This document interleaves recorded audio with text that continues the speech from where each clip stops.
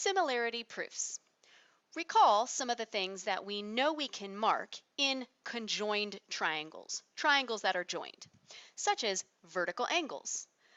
Vertical angles are congruent. Those are from lines that are intersecting. So we would say that angle JGA is congruent, JGA, congruent to UGH, angle UGH. Remember that it is the middle letter that is the vertex of the angle. Also, alternate interior angles. Those are the angles that when you have parallel lines, so notice that symbol, remember that that means the lines are parallel. And the symbol for parallel is like the two L's in the word parallel. In the picture, it's the arrows.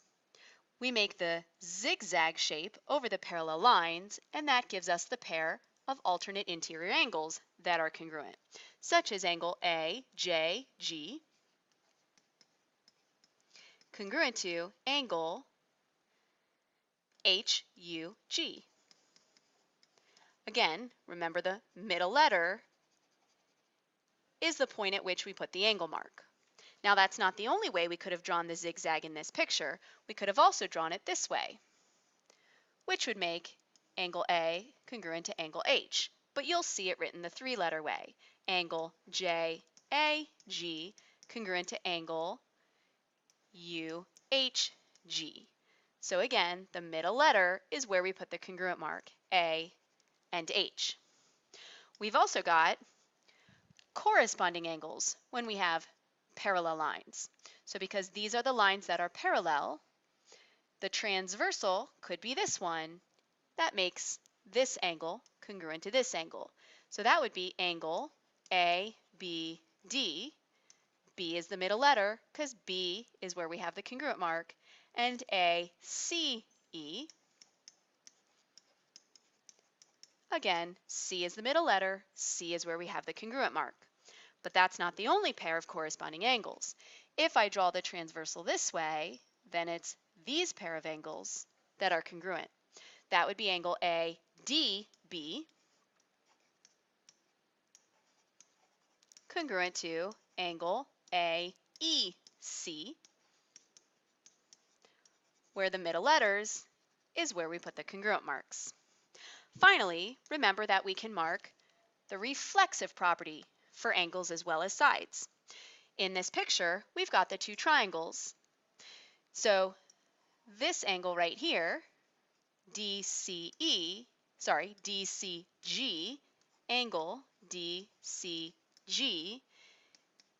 is congruent to itself in the larger triangle, ECF.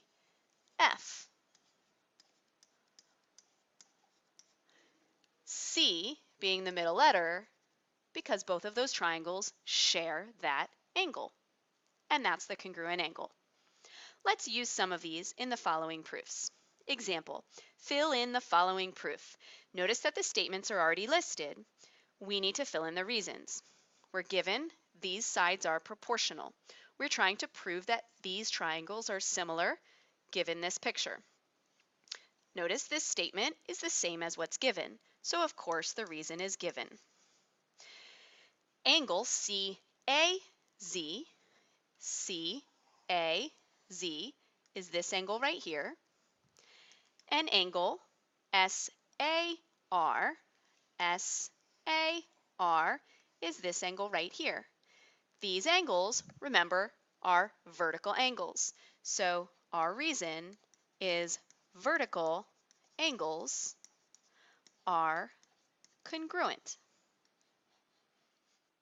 Finally, we have enough information to say what we're trying to prove, that these triangles are similar, as it says here.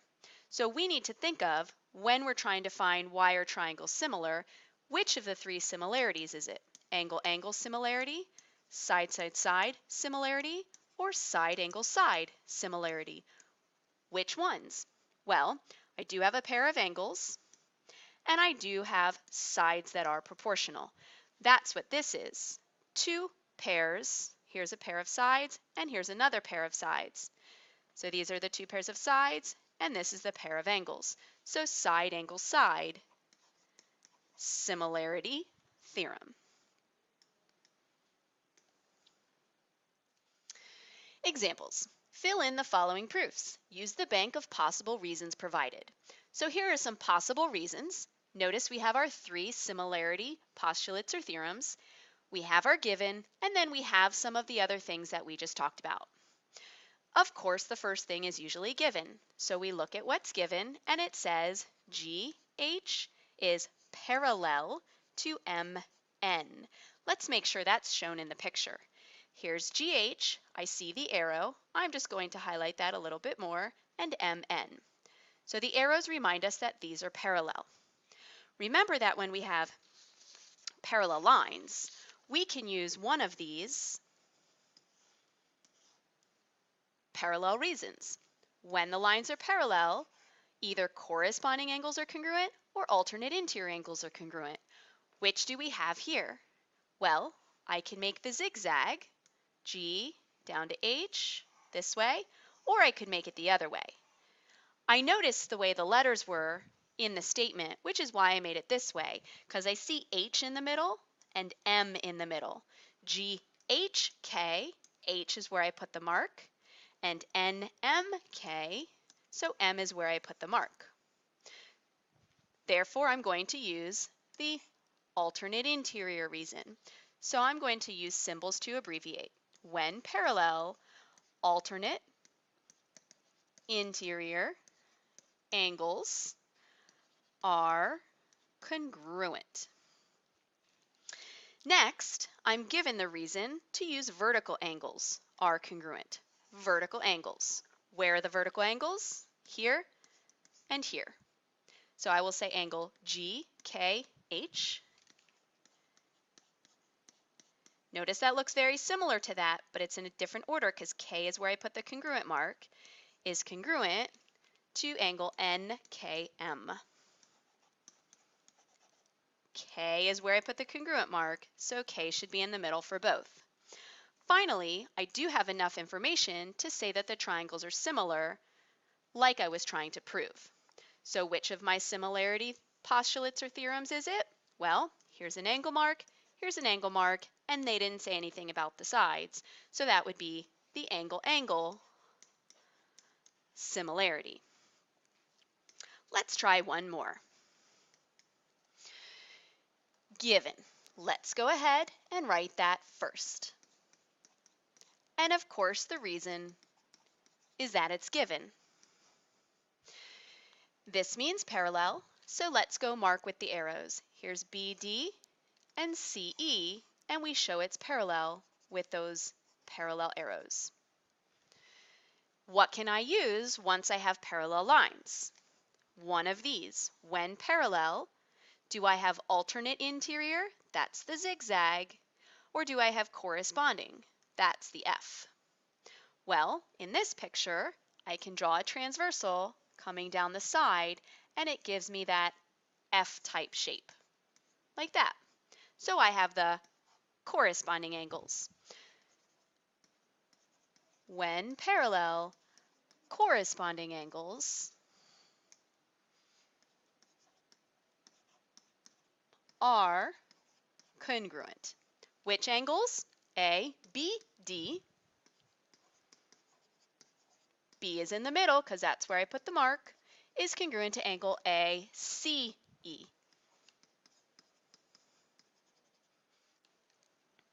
Well, I could have drawn the transversal down this side and got this pair of corresponding angles, but I'm going to try something different just for fun and to show you what else we could do. Instead of using the other pair of corresponding angles, I noticed that because these two triangles are inside each other, they both share angle A. Angle A is congruent to itself by the reflexive property of angles. So I'm going to use that one next.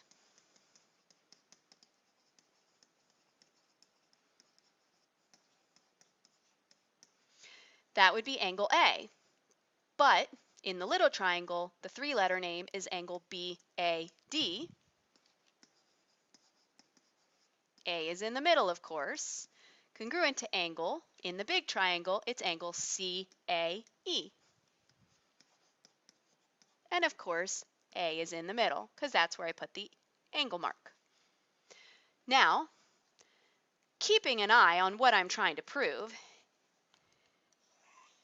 this is saying that the sides are proportional. Well, how do I figure out that the sides are proportional? By using the definition of similarity. So I've got to say that I have similar triangles here. And I'm pretty sure we now have enough information to say the triangles are similar.